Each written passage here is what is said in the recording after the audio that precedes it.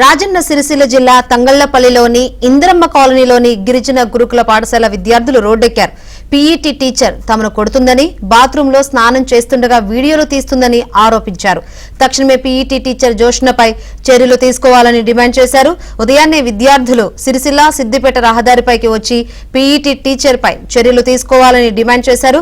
ఘటనా స్థలానికి చేరుకున్న పోలీసులు విద్యార్థులకు నచ్చజెప్పి తిరిగి పాఠశాలకు పంపించారు. అక్కడికి చేరుకున్న విద్యార్థులు మళ్లీ ఆందోళన నిర్వహించారు.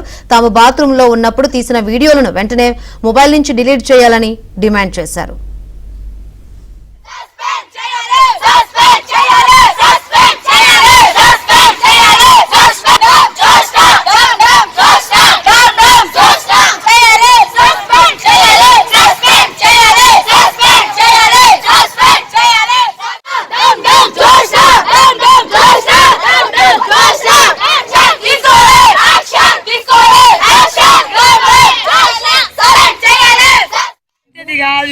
ఇంకా ఇవన్నీ ఉన్నాయి. ఇంకా లోపల ఎక్కడి నుంచి దూరం వచ్చినాం సార్.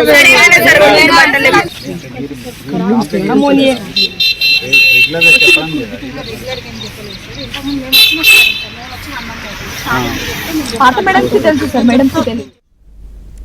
రాజన్న సిరిసిల్ల జిల్లా తంగళ్లపల్లిలోని ఇంద్రమ్మ కాలనీలోని గిరిజన గురుకుల పాఠశాల విద్యార్థులు రోడ్డెక్కారు. పీఈటీ టీచర్ తమను కొడుతుందని, బాత్రూంలో స్నానం చేస్తుండగా వీడియోలు తీస్తుందని ఆరోపించారు. మరిన్ని వివరాలు అందించేందుకు మా ప్రతినిధి శ్రీనివాస్ అడిగి తెలుసుకుందాం. శ్రీనివాస్, అసలు విద్యార్థుల ఆందోళన కల కారణాలేంటి? టీచర్ అసలు వీడియోలు తీయటం ఏంటి? ఆమెపై ఎటువంటి యాక్షన్ తీసుకునే అవకాశం ఉంది?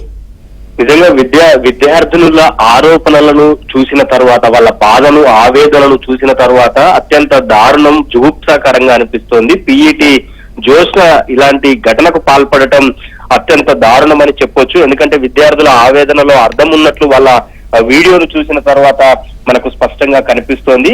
రోడ్డు పైన బైఠాయించారు. పోలీసులు వచ్చి సర్ది చెప్పిన తర్వాత మళ్ళీ తిరిగి స్కూల్ కు వెళ్లి కూడా ఆందోళనకు దిగారంటే పరిస్థితి ఏంటో అర్థం చేసుకోవచ్చు. తమను వేధిస్తోంది, పీఈటీ జోష్ను తమను వేధిస్తోందని చాలాసేపు రోడ్డుపై సిద్దిపేట రహదారిపై బైఠాయించి ధర్నాకు దిగటం తీవ్ర ఆందోళన కలిగిస్తోంది. అయితే ఈ ఘటన మీద పోలీసులు విద్యార్థులకు నచ్చజెప్పి పాఠశాలకు పంపించిన తరువాత పీఈటీ జోష్న పైన ఇప్పటికే ఎంక్వైరీ మొదలు పెట్టినట్లు మనకు స్పష్టంగా తెలుస్తోంది. వాస్తవానికి జోష్న మొబైల్లో నిజంగా విద్యార్థినుల వీడియోలు ఉంటే మాత్రం ఖచ్చితంగా ఆమె పైన కఠిన చర్యలు తీసుకోవాల్సిన అవసరం అయితే ఉంటుంది.